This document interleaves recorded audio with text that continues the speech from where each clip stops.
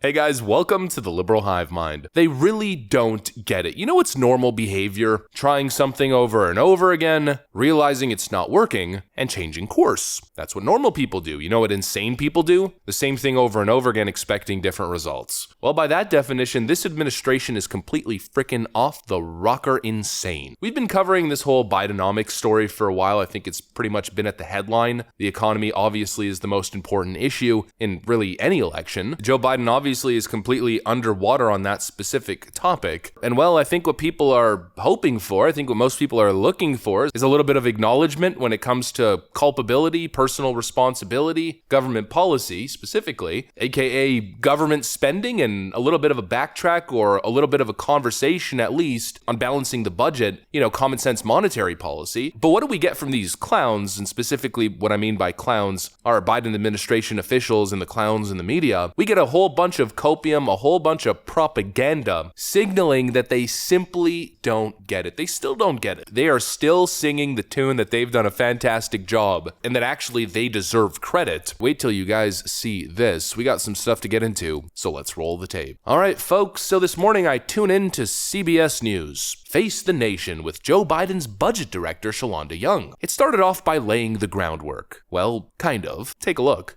Our new CBS News poll says the most important challenge facing the country is inflation, with 7 in 10 Americans disapproving of President Biden's handling of it.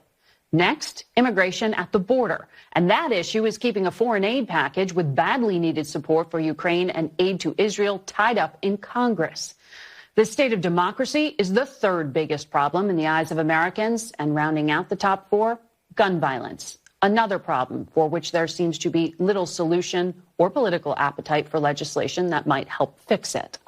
The executive director of our Elections and Surveys Unit, Anthony Salvanto, is here. So, Anthony, Americans say inflation is the top problem, but it's at the lowest level in 2 years. Why is there a disconnect between data and perception? I think it starts with this larger sense of lost opportunity beyond the immediate, where more people say that they feel worse off than their parents were at their age, then better. And that runs counter to what we typically think of as the American dream, right?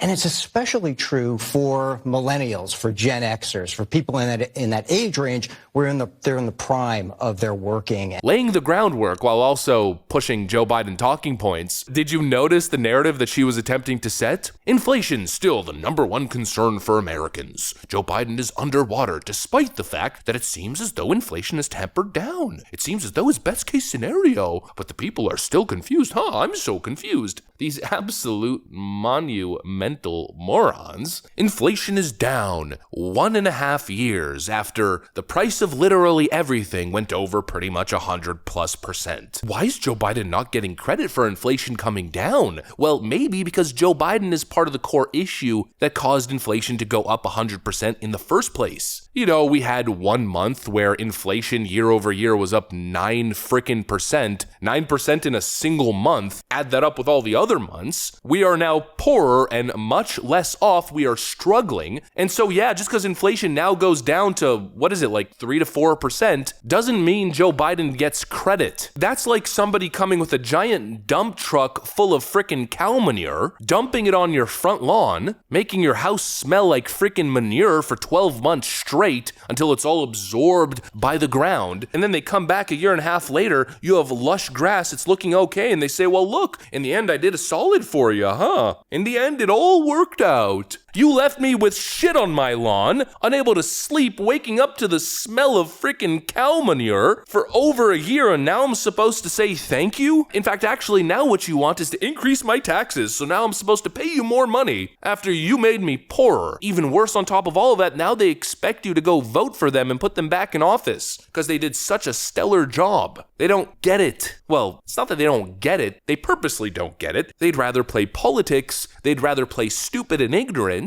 than admit the basic truth. When asked the question, why don't you think the president's policies are resonating more? Again, this CBS fake news absolute clown attempting to paint this narrative that President Joe Biden deserves some sort of credit, but the people just aren't giving it to him. Absolutely despicable to be essentially pushing Biden campaign talking points instead of doing your job as a damn journalist. The top two issues for American voters are inflation and the border. And the president gets large disapproval rates for handling inflation, and Americans think his administration's actions led to it growing, as you can see there, not slowing. Why don't you think the president's policies are resonating more? Look, the president gets it. I get it. I have a 95-year-old grandmother in Clinton, Louisiana, so I get firsthand feedback on what people are feeling at the ground in these small little towns like I'm from. So I get it. The macro numbers are going as well as anybody could have predicted, right? Inflation coming down, job numbers remaining strong, but people have got to feel it, and it's going to take time. When the macroeconomy, we see good numbers, that often takes time to trickle through, but we can't give up. I'm on his economics team, and the thing we focus on the most is how do we bring down costs. That's why you hear us talk about junk fees. What is that? That saves people's money when we go after banks and hotels, people who charge you an extra $20 or $50.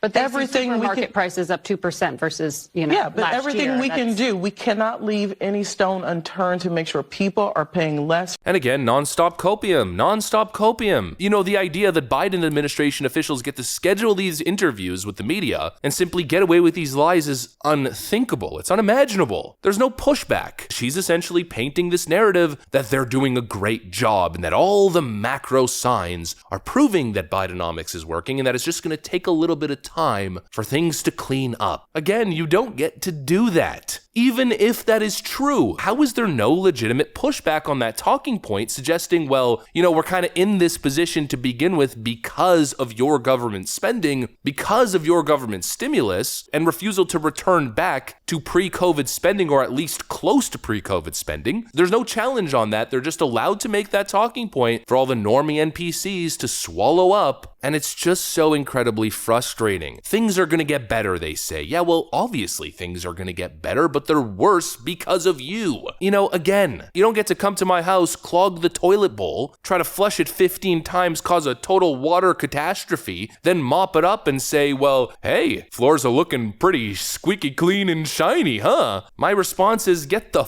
out of my house. That's my thought process with these Biden clowns. Holy frickin' moly, I've never seen such a crew of dishonest little goons. It's unbelievable. And speaking of goons, they continue to get fact check all over the place. President Biden's handlers write on Twitter, the economy created 199,000 jobs in November, for a total of 14 million jobs since I took office. That's more than 14 million additional Americans who know the dignity and peace of mind that comes with a paycheck. Instantly gets fact checked. Beautiful community notes. According to the U.S. Bureau of Labor Statistics, only 3.2 million jobs were created, with another 11 million jobs being recovered post-COVID. Joe Biden's handlers are out here wording his tweets saying specifically 14 million additional Americans now know the dignity and peace of mind that comes with a paycheck. 14 million additional, implying that they've created 14 million jobs. I mean, that is as absurd gets. It's an obvious lie. It's obvious propaganda. How can you take anything these people say about the economy seriously when they lie about the most basic statistics? How are these people supposed to tackle the very weak short-term outlook of the US economy when they can't even acknowledge the basic truth that Americans are experiencing? This administration is dishonest, corrupt, and part of the biased, corrupt media machine. And today's video proves that perfectly. CBS News is doing their bidding. CBS News is pushing Democrat talking points instead of challenging Democrat propaganda. These people are elitist, they're out of touch, they do not care about you, and the only way to make this go away, the only way to fix this, is to ensure that they are as far away as possible from the levers of power, because they're a bunch of scumbag, dishonest politicians. Anyways, that's what I got for you guys. Hopefully you enjoyed this video. If you did, make sure to leave a like and possibly subscribe. Of course, you know that we'd love to have you here. Thanks for watching, friends, and I'll see you on the next one.